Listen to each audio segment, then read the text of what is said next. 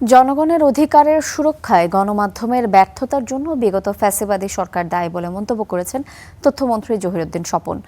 তিনি বলেছেন, গণমাধ্যমের চলমান সংকট দূর করতে সরকার আন্তরিক এবং ধাপে ধাপে সব সমস্যা সমাধানে কাজ করছে সরকার।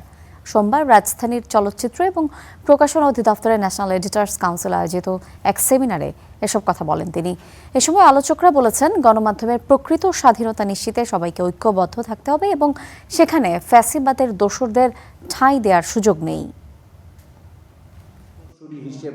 ফ্যাসিবাদ মোকাবেলায় মিডিয়ার ব্যর্থতা এই শিরোনামে সেমিনারের আয়োজন করে ন্যাশনাল এডিটর্স কাউন্সিল। এতে অংশ নিয়ে সম্পাদকরা অভিযোগ করেন, শেখ হাসিনা সরকারের ফ্যাসিবাদী শাসনের নেপথ্যে বেশ কিছু গণমাধ্যমের দায় রয়েছে। দলীয় ক্যাডার আর সাংবাদিকদের মধ্যে বা কিছু কিছু সম্পাদকের মধ্যে পার্থক্য খুঁজে পাওয়া দুষ্কর ছিল। গত 17 বছর এই যে যখন তারা ফ্যাসিবাদ 2.0 ইমপ্লিমেন্ট করলো, কেউ একটা শব্দ পর্যন্ত লিখতে পারেনি।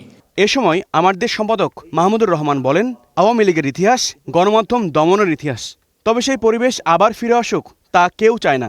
সংবাদপত্রের প্রতি বা মিডিয়ার প্রতি যে অসহিষ্ণুতা, এটা শেখ পরিবারের জিনের মধ্যে আছে।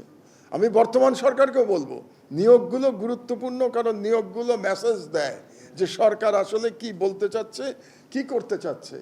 সেমিনারে তথ্যমন্ত্রী বলেন, গণমাধ্যমের স্বাধীনতা নিশ্চিতে ধাপে ধাপে কাজ করছে সরকার। বাংলাদেশের গণমাধ্যম একটি শক্তিশালী প্রতিষ্ঠান হিসাবে গড়ে তুলতে আমরা পারিনি। এই পেশা রাজনৈতিক দায়িত্বের মতোই তেমন একটি পেশা যা প্রতিদ্বন্দ্বিতায় লিপ্ত থাকবে মতাদর্শের সঙ্গে, কিন্তু একই সঙ্গে দেশ এবং মানবতার সমৃদ্ধির লক্ষ্যে একটা ঐক্যবদ্ধতা চর্চা করবে।